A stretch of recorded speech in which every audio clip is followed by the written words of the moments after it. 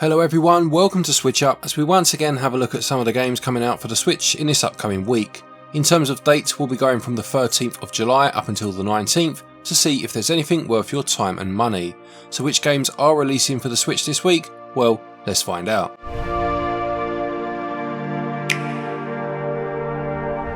Starting off then, we have Darkest Dungeon 2. This is a sequel to 2016's Darkest Dungeon, and the sequel released on PC last May after a period of time in early access.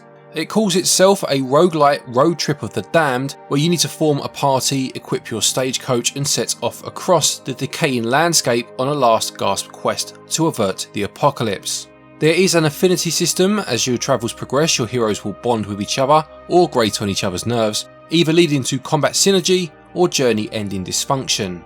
You'll need to manage the stress levels of your team and uncover the tragic origin stories of each hero to unlock their full potential. It promises an evolution of Darkest Dungeon's art style, a return of the narration system from voice actor Wayne June, and improvements over the turn-based combat from the first game. It says that each expedition could last from 30 minutes to several hours, but each end will arm you with resources that can be spent to improve your next journey. I did play the first Darkest Dungeon, very much enjoyed it, very difficult game. I'll be interested to see exactly what they've added for this sequel. It's out on the 15th for £34, although you can get 15% off of that price up until launch day. Your failures, or be consumed by them.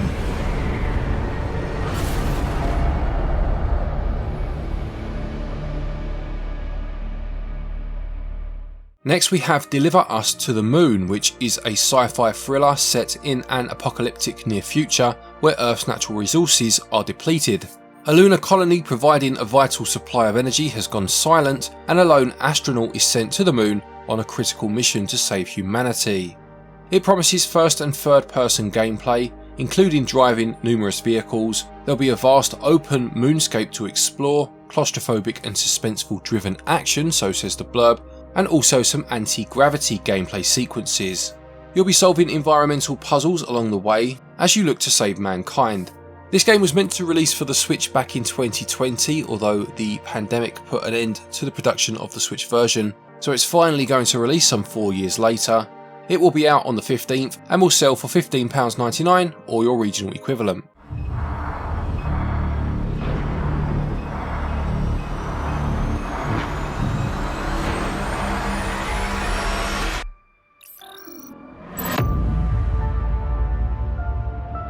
We also have RPM Road Punk Mayhem.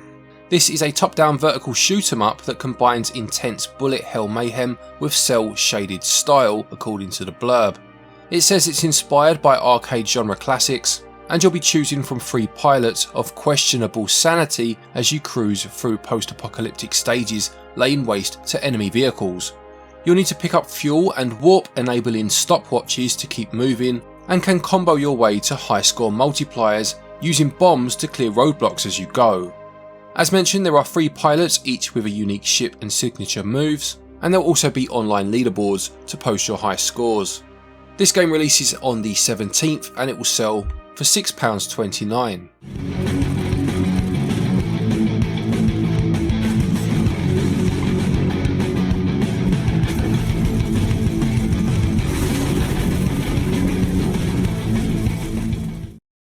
Then my most anticipated of the week, without a shadow of a doubt, this is TMNT Splintered Fate.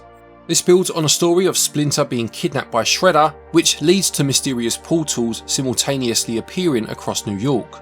Gameplay wise, this will lead to roguelike runs into these portals, with each run giving you randomised power-ups, room layouts and boss modifiers. The 4 turtles will each have their own unique powers, and you can team up with friends to play the game in co-op.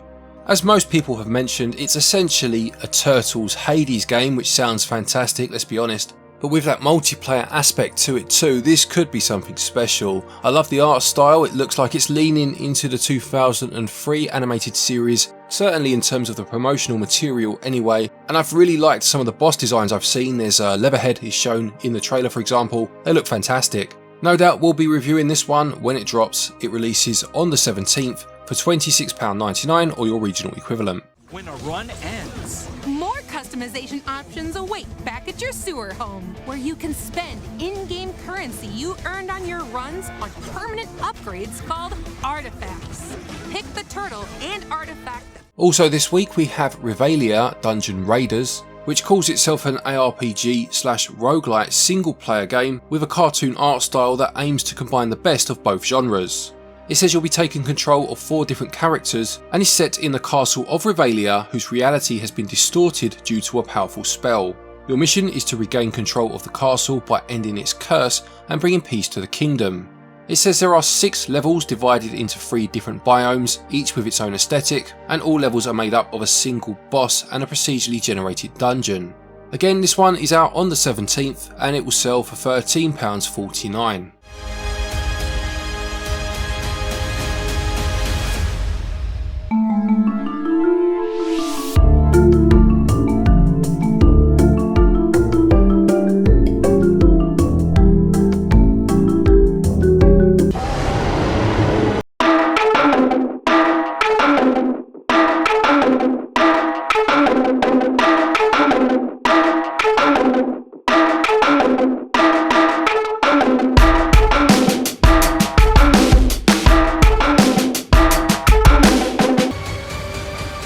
Then we have an offer in from Nintendo themselves with Nintendo World Championships NES Edition.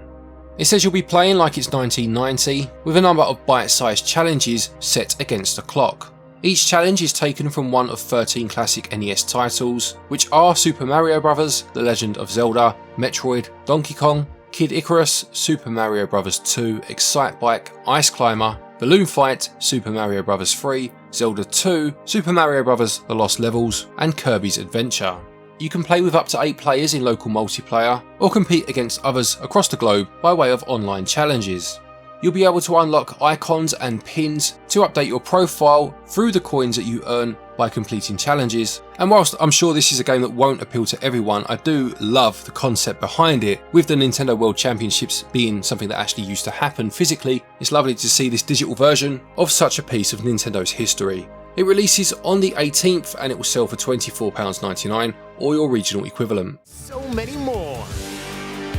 Take on over 150 challenges from across 13 different NES games. Aim for the best time in speedrun mode. Following on from that, we have Over Horizon Cross Steel Empire. This package contains 3 different games. You have Over Horizon, which was on the NES, you have Steel Empire, the Mega Drive version, and you also have Steel Empire from the Game Boy Advance. All games are shoot 'em ups. I certainly remember Steel Empire, but in Over Horizon you will be travelling to a number of different worlds with 3 different weapons which you can upgrade and combine any way you want. Steel Empire stood out for me at the time because of its steampunk aesthetic, something that you didn't see quite so often back then, and you'll be able to choose between the Striker airplane or the Zeppelin, equipped with an aerial mine launcher to fight back against the Motorhead Empire's invasion. At just £13.49 for 3 games, that's not bad at all, to be fair. It releases on the 18th and there is also 10% available off of the price I mentioned a moment ago up until launch day.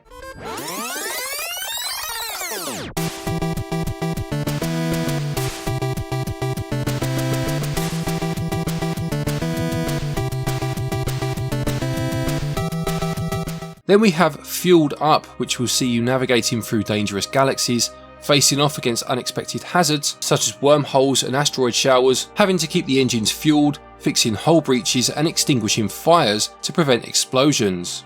What that equates to by the looks of it is a party game where you and friends need to obviously maintain the ship as it goes through a number of different hazards, each fulfilling a certain role or taking on different jobs to make sure things stay intact. There is both local and online multiplayer as you repair the spaceship in a dangerous, rapidly changing environment. Every level, it says, is packed with unique hazards and mechanics, and there is a star-based scoring system and bonus objectives to keep you coming back for more. Very much in the vein of things like Overcooked, there was actually a space-themed game like this before. It was called Catastronauts, I seem to remember, and we did review it actually. I'll stick a card to that in the top right hand corner if you want to give that one a watch. But this one releases on the 18th for £17.99 or your regional equivalent.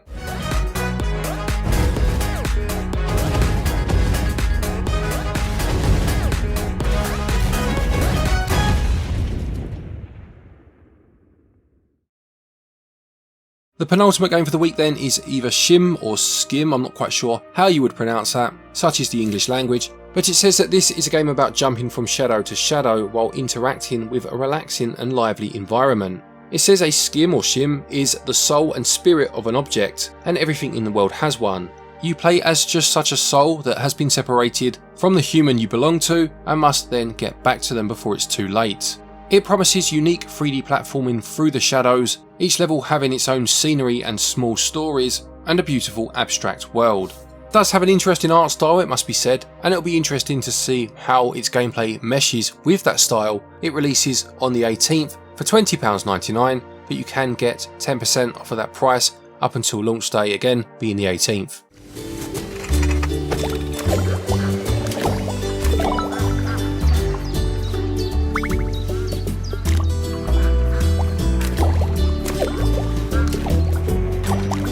And the final game for the week then we have Satryn DX. This calls itself a twin-stick shooter, featuring infinite levels of chaotic physics-based baddie blasting. It says you'll need to save your friends in order to increase your score multiplier. With the bigger the score, the more power-ups you'll spawn. There are 9 different power-ups within the game, and global leaderboards to compete with, and judging by the trailer I watched a moment ago, it definitely has a Robotron vibe to it, with an Atari 2600 Spectrum style aesthetic, and some wireframe graphics thrown in there for good measure. Anything similar to Robotron I'll always give half a look at least. I do love that sort of gameplay, just so much chaotic fun, pick up and play. We'll see how this one fares when it releases next week on the 18th for £5.99.